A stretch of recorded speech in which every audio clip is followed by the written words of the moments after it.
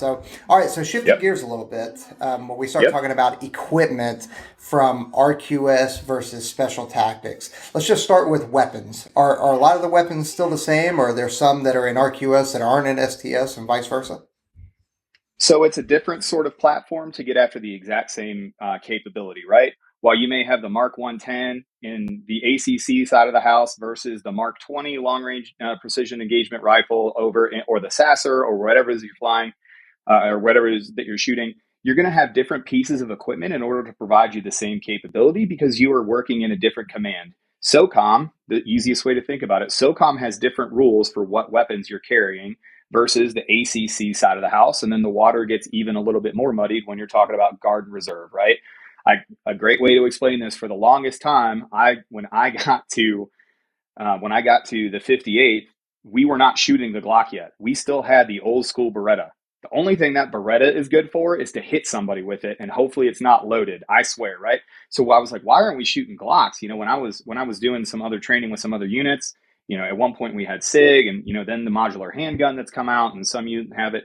So short story, you're going to have the ability to get qualified on different weapons. For instance, at the STS, we took a high priority of learning even foreign weapons, knowing how to shoot an AK, knowing how to shoot rocket launchers, knowing how to shoot, knowing how to employ mortars and direct fire weapons. Maybe you get into a lot more breaching. I wasn't a breacher, but I've been on breaching events before, and you don't necessarily have that exposure on the ACC side because it's a different mission. So I think that's the easiest way, especially talking about weapons, but you can apply that to all sorts of pieces of equipment. SOCOM has different things that you're like, hey, you're allowed to use this, where ACC may say, no, you're not allowed to use this because the Air Force has its own program. Parachutes are a great example, right? So the parachute, you'll see differences in each three commands, and they all get after different things. Yeah, it's actually on my next list was going to be parachutes, just because. Yeah. I mean, because that's the reality of it. SOF is really good about jumping, right?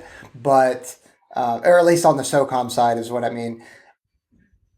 But when you talk about PJs jumping in Air Combat Command, like they really push the limit because they invest in a lot of test squadrons. Like there's what two? I know there's one test at Nellis. I think there's another one, No. right?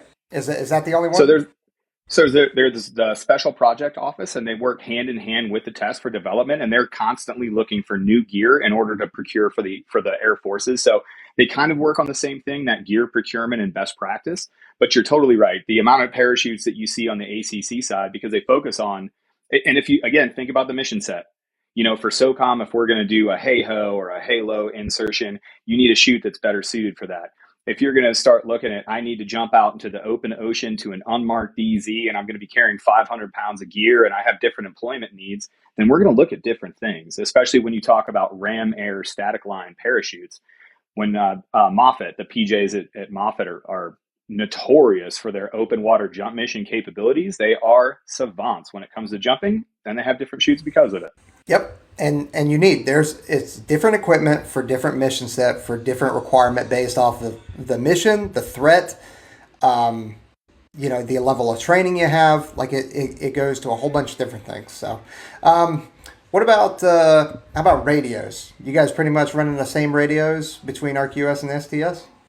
Same. I was running, the 152. So I'm going to date myself a little bit, but the 148 Gem was the heat, and then the 160 or the 152 came next, and that kind of replaced it. And I hated it for a lot of different reasons. And then I got used to it. And now we're switching out again to the 163, and then you'll see it again. We're about to switch to a different one. So it seems like we're just adding antennas. The new one has 4 antennas on it. But some of the technology that we include, again, the first time that I ever really had an ATAC that I used every single time. So you see it on somebody's chest, they flip it down, they've got a tablet for Blue Force tracking. The first time I really used one, they just didn't exist at the 321st. And then here at the 22nd STS at Joint Base Lewis McChord was the first time that I really got into it and hit it. The rescue units, however, are using that now too. Yeah, So and the cool there's thing about it is you guys are not that like they're not just using it for Blue Force tracking. Like there is medical software that you can, put a pulse ox. Oh, man, I'm really stretching here. Pulse ox you and, should, and all yeah. these other Oh things man, look at that you. that can Bluetooth to the ATAC so that a PJ can Yeah. monitor simultaneously several patients just from their device. So let me wow you a little bit more. What you're talking about is called Batdock. I can put a puck on a patient's chest, up to 10 of them, and on that ATAC, it can tell me who's the sickest by giving me their vital signs, and then I can transfer that patient digitally. I can essentially take my phone, I can use a little card, or I can send it via Bluetooth, or we even have Bluetooth printers that I can hit print, and it prints it out on your normal TCCC casualty card, and it's perfect. Or you can hand it digitally to people, and that connects instantaneously to the cloud. So the people that are going to receive your patient can see that. We can do things now that are light years ahead of what I laughed at the place where I saw a Batdock picture because it was a picture of me doing a mass casualty and I was writing a patient's number on their head with a marker. That's where, and I laughed. I was like, first of all, I want photo credit, and second of all, look how far we've come. Yeah, I mean it's I think we brought it up. I think it was with retired Chief McCoy. Actually, we talked about how you know war's a bad thing, right? But at the same time, like our medical practices and TTPs and the medical technology, just in that alone, from when we first started 9/11 or the global war on terrorism to now, light years ahead. Not just, I mean, we're talking prosthetics, amputations, tourniquet procedures, all the TTPs. I mean, you guys are compartmentalization. Was it compartmentalization syndrome or something like that? Where there's Yeah, compartment yeah syndrome, right? compartment Yeah, syndrome. To all the pelvic tourniquets, and you guys are carrying Junctional yeah, tourniquets. Yeah. you guys are carrying blood. I mean, it's Mm-hmm. crazy now, but Right. never would have dreamed of it Mm-mm. at the beginning It, of GWAT. let's get really stupid. It's not science fiction, peaches. We really do this, but it's on both sides of the house.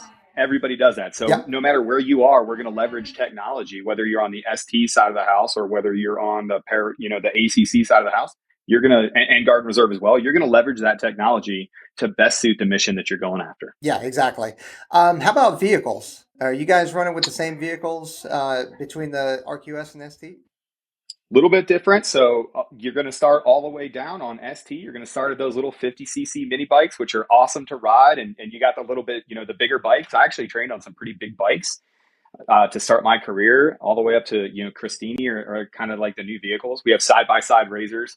We have the SOCOM has a trigger platform. It's a larger vehicle. And then what we call the Storm or the SRT Storm, I believe it's called SRTV, which is the big vehicle that you're seeing for tyranny of distance. We have access to, and that doesn't include up armored vehicles and gun trucks and all these other things on the ST side.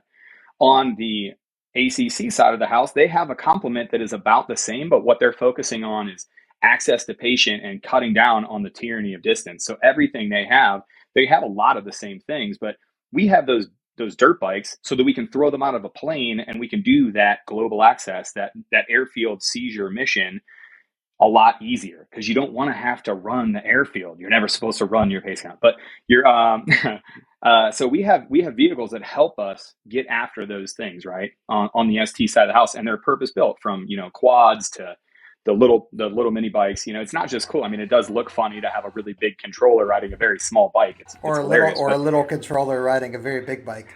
that very big bike can't. I imagine you couldn't even touch the ground. It That's can. hilarious. I gotta start off to the side. I gotta start off to the side and go. You're starting into the turn. I Yeah. like it. But on the ACC side of the house, it's the same thing. Everything has and specific modifications for that event. And on the ACC side of the house, you also have waterborne stuff. You have a lot of boats. We have your classic black boats. They used to be Zodiacs, but now they're called wing boats. And we can throw those from an aircraft. We can launch them from a larger ship. On the ACC side of the house, they also have advanced rescue craft. Now, these look like really, really powerful, really fast jet skis, but you're not allowed to call them jet skis. They're advanced rescue crafts or ARCs. We can throw those out too. Those are highly mobile. You can get two PJs and a patient on them. We have sleds that are built so we can recover patients that have fallen into the water. And if you couple that with a wing boat, you're doing some good work out there in Yep. the water. Yeah. No, absolutely. I completely forgot about the arcs, but those are Mm-hmm. definitely not jet skis and definitely a lot of fun. Yeah, exactly. No fun. It's all training. Figuring out how to do a J turn and a lock in Scotland with our favorite guy, J Mac. I distinctly remember being told, "You're not allowed to have fun on these. This is training." And I said, "Hoo yah, Sergeant." Yes.